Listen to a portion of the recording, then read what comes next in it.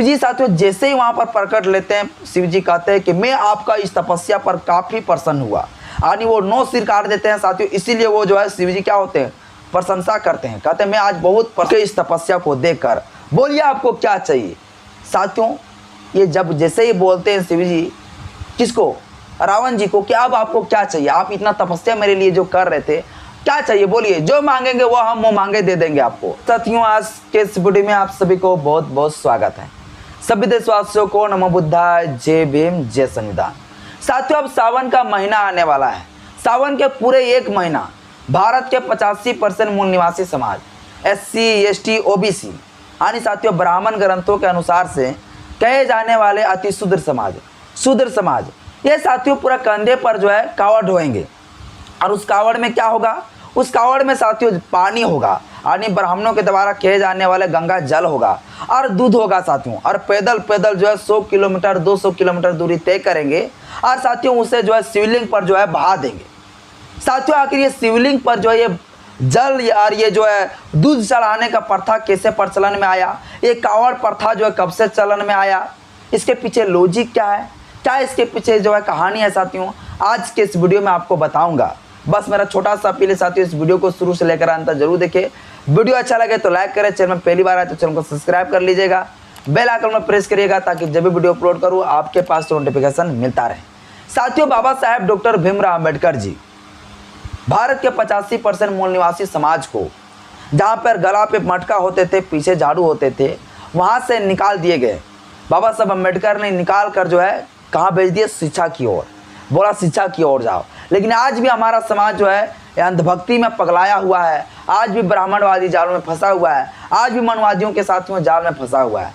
उन लोगों के साथियों वहाँ से निकाल कर बाबा साहेब डॉक्टर भीमराव अम्बेडकर जी के द्वारा दिखाए गए उस रास्ते के तरफ साथियों लेके जाना बहुत जरूरी है। और इसी मकसद से साथियों मैं इस वीडियो को आज बना रहा हूँ।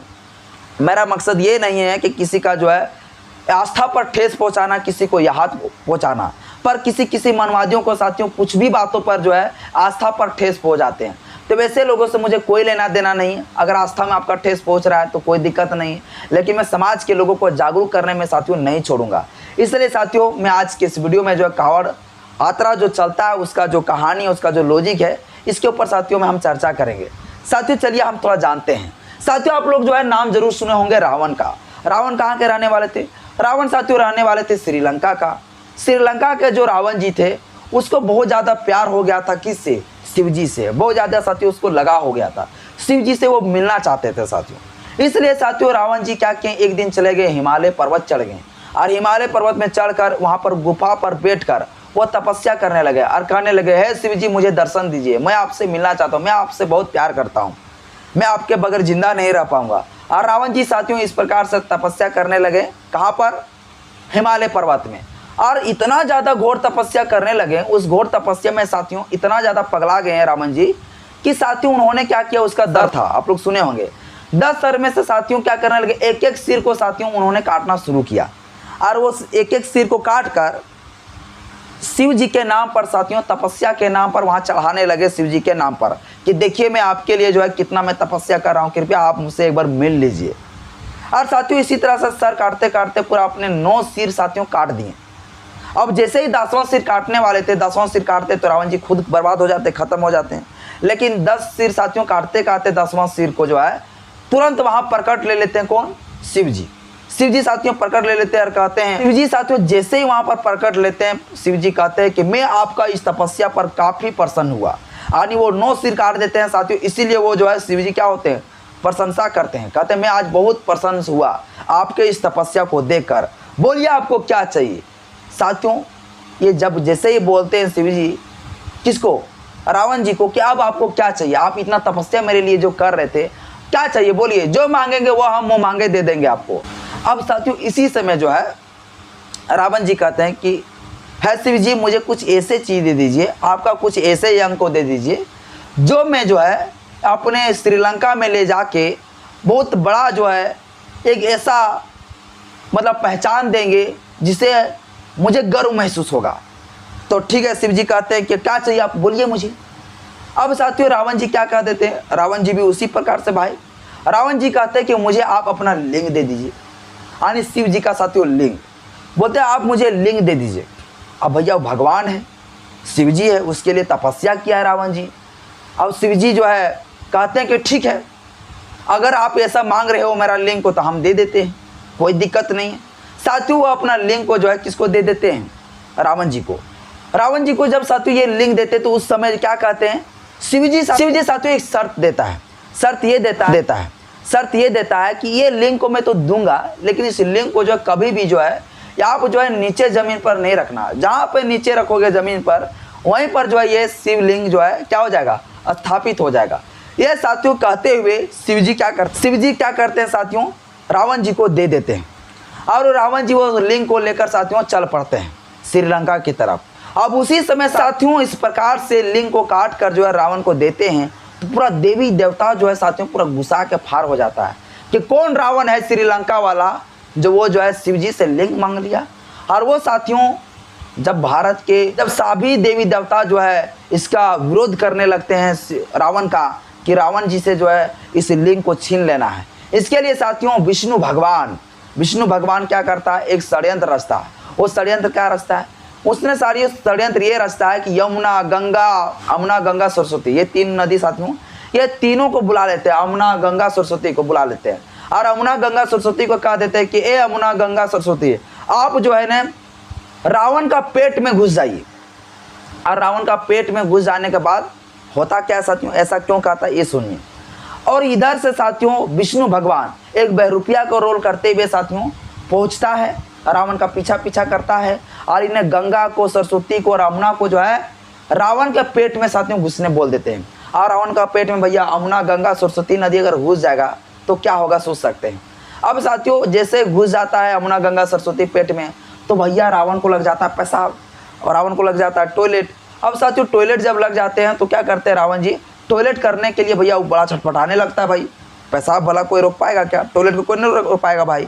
अब टॉयलेट को जब वो नहीं रोक पाने लगते हैं तो वो देखता है कि एक जगह पर जो है, जो अभी हमारे झारखंड के बैद्यनाथ है, वहाँ पर साथियों देखता है कि एक बालक है, एक व्यक्ति है जो वहाँ पर खड़ा है। अब उस व्यक्ति को साथियों कहता है कि ये लो लिंग आप रखो, मैं थोड़ा सा आता हूँ पेशाब करके।